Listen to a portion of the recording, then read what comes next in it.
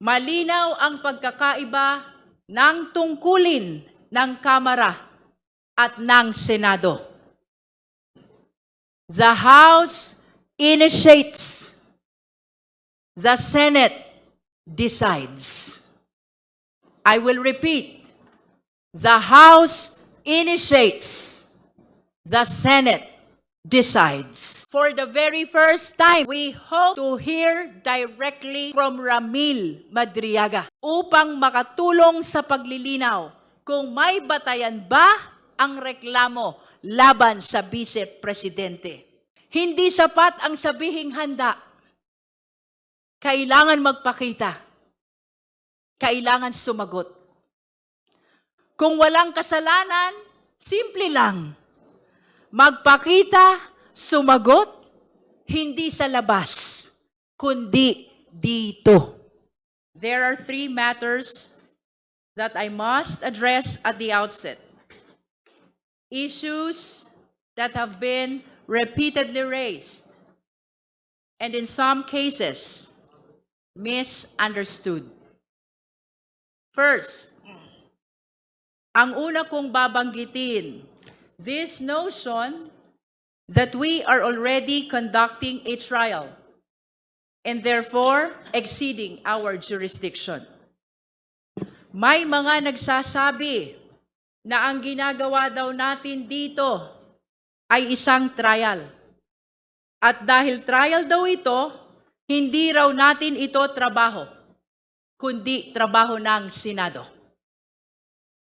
Let us clear the air once and for all. Malinaw ang pagkakaiba ng tungkulin ng Kamara at ng Senado. The House initiates. The Senate decides. I will repeat. The House initiates. The Senate decides. Under the Constitution, the House has the exclusive power to initiate all cases of impeachment. Ang papel natin ay suriin at alamin kung may sapat na basehan para dalhin ang kaso sa Senado. The Senate, on the other hand, is the impeachment court. Sila ang naatasang tumanggap ng kaso at magpasya kung guilty o not guilty ang isang opisyal. Ngayon, may kanya-kanya tayong proseso para magampanan ang ating tungkulin. Kung anuman ang tawag sa prosesong ito, hearing, inquiry, evaluation, o kahit ano pa, hindi iyon ang mahalaga. Ang mahalaga, malinaw ang tungkulin at malinaw ang resulta. Sa atin dito sa Kamara, to initiate cases of impeachment. Sa kanila sa Senado, to try and decide all cases of impeachment. Wala pong agawan ng kapangyarihan. So let me be very clear. Ang ginagawa natin dito ay hindi trial. Ang tanong lang natin, may sapat bang batayan para umusad ang proseso? This is merely the beginning, not the end of accountability mechanism. This committee, therefore, is not overstepping. We are not improvising. We are not experimenting. We are simply following the rules. Our rules grounded in the Constitution. Hindi ito fishing expedition. Hindi ito bahala na si Batman. Hindi tayo nangangapa.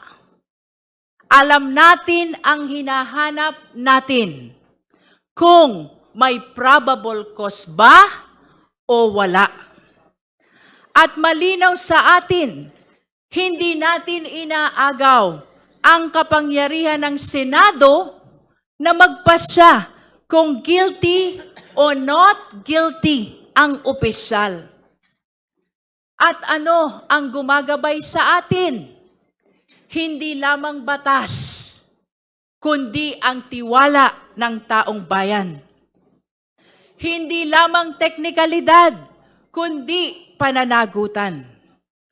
Esteemed colleagues, beloved countrymen, kung puro legal na usapin lamang ito, sa Korte Suprema sana ibinigay ang kapangyarihang ito.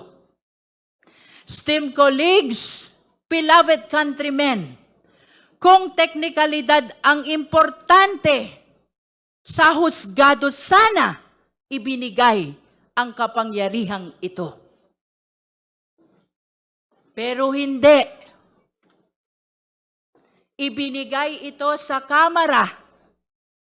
Ibinigay ito sa atin dahil tayo ang kinatawan ng sambayanang Pilipino.